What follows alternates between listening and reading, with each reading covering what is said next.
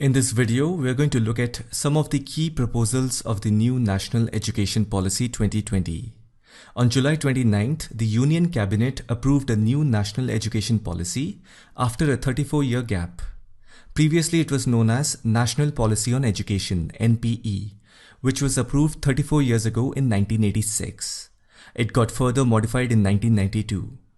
The main focus of the 1986 policy was regarding access and equity of education.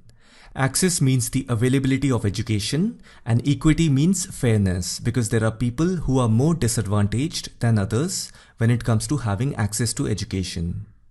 We have indeed come a long way since 1986. However, today it is about access to quality education. Previously it was just about having access to education, but today it is about quality education. The only major improvement since the last policy of 1986 has been the Right of Children for Free and Compulsory Education Act 2009 or Right to Education Act, which was an Act of Parliament of India enacted on 4th August 2009. The main purpose of the NEP is to design a vision and framework for both school education and higher education in India. Let's look at some of the key proposals of the new education policy of 2020. The NEP proposes to change the school's academic structure. If you all know, in India, the academic structure looks something like this. You had to do 10 plus 2 years of schooling. Now it has been restructured in 5 plus 3 plus 3 plus 4 form, where the first 3 years are your preschool, which consists of KG, LKG and UKG. After preschool, when you go to first class and thereafter second class, together these 5 years are going to be your foundation for your education. After that 3 years, that is from class 3 to 5, will be part of your preparatory or primary schooling. Followed by another 3 years, that is from class 6 to 8, that will be your middle schooling. And finally 4 years, that is from class 9 to class 12, is going to be your secondary schooling. So together it forms a 5 plus 3 plus 3 plus 4 academic structure. If you notice, children from ages 3 to 5 years have been included in the formal education system for the first time. Previously, you could directly join class 1 without going to a preschool. Anyhow, the idea behind this is to have early childhood care and education, basically the foundation of learning. So the old structure, that is 10 plus 2, has been replaced by the new school structure 5 plus 3 plus 3 plus 4. Now coming to undergraduate degrees. The undergraduate degree structure will be available for 3 as well as 4 years duration, but it now has multiple entry and exit options. Now, what do multiple entry and exit mean?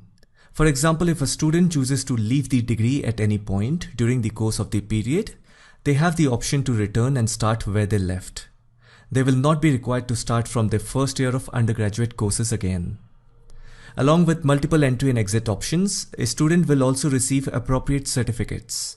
For example, a student will be awarded a diploma for 1 year undergraduate education, advanced diploma for 2-year undergraduate education, and a bachelor's degree for 3-year course as well as 4-year course.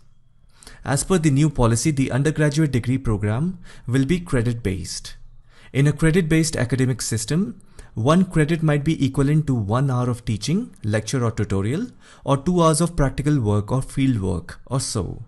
It's a new way that will hopefully provide flexibility in designing curriculum and assigning credits based on the course content and hours of teaching. Now that students will have the option to exit at different stages and also re-enter the higher education system, the credits earned by them so far will be accounted for their continuity. For this purpose, there will be an academic bank of credit, which will digitally store the academic credits earned from various recognized higher education institutes. Degrees are then awarded taking into account the credits earned. It is similar to how banks have credit score for every account holder. It's called CIBIL score. Based on that, it helps you get better deals on loans and credit cards. Like that, even this academic bank of credit will work in a similar way in the field of education. If you look at an undergraduate bachelor's degree in the US, it typically takes 4 years to complete and is comprised of 120 to 128 semester credit hours. The 2 types of bachelor degrees typically offered are BA degrees, that is Bachelor of Art degrees, and BS degrees, that is Bachelor of Science degrees. Both require 4 years. The 4 years spent as an undergraduate at university are typically known as freshman, sophomore, junior and senior years. and in their final year of undergraduation, students are asked to choose a specific field of study, also known as the major. I don't know whether the American education policy has the multiple exit and entry option. Apart from that, the new education policy of India will allow students who will pursue a 4-year undergraduate degree program to move towards more research-based learning as seen in the higher education structure abroad. The higher education institutes now will have the option of offering a 1-year master's degree under the new policy. Previously, if you all remember, to do master's, it took 2 years.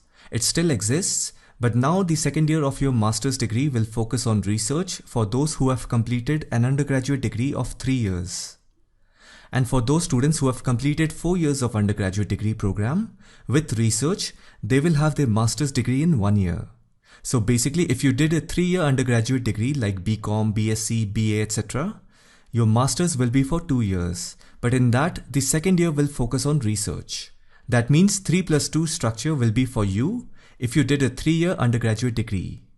If at all you did a 4-year undergraduate degree like BTech, BE, B.Pharma, etc., your master's will be for 1 year, and that 1 year will focus on research.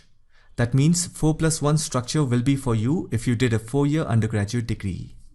The reason a student with a 4 years undergraduate degree will have master's for 1 year is because, as per the new policy, the importance of the 4-year degree will lie in the 4th year, adding to the degree with research. That means students in their 4th year of undergraduation will get an opportunity to experience how to do research that will add a lot of benefit to their holistic education. The new policy has decided to discontinue MPhil program. Now MPhil stands for Masters in Philosophy. It is a less advanced qualification when compared to a PhD.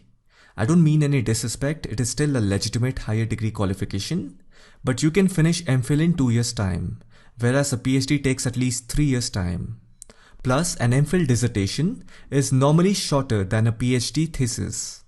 Many students used to do MPhil before doing a PhD because it was believed that MPhil adds value to your research. I'm not saying it was mandatory. You can have a PhD without having an MPhil degree, but that used to be the trend. Anyhow, as per the new policy, the government is discontinuing the MPhil program. Students who have completed their master's degree will be eligible for pursuing PhD or Doctor of Philosophy (DPhil) courses directly. Another provision that we get to see in this new policy is that there will be no hard separations between arts and sciences, between curricular and extracurricular activities, between vocational and academic streams, etc., to eliminate harmful hierarchies among and silos between different areas of learning. I'll tell you the meaning behind this. If you look at the subjects of the arts, they are history, geography, psychology, English, political science, sociology, anthropology, economics, etc. Together, all these subjects come under the arts category. Under arts, there are subcategories like liberal arts, social sciences, and creative arts. Now coming to the hard science subjects, they include physics, chemistry, biology, geology, astronomy, and botany. You can also call them STEM subjects, science and technology, engineering, and math. As per the new education policy, there will be no hard separation between arts and sciences.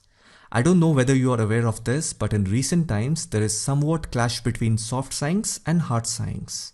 In other words, hard facts of nature and the soft facts of nature.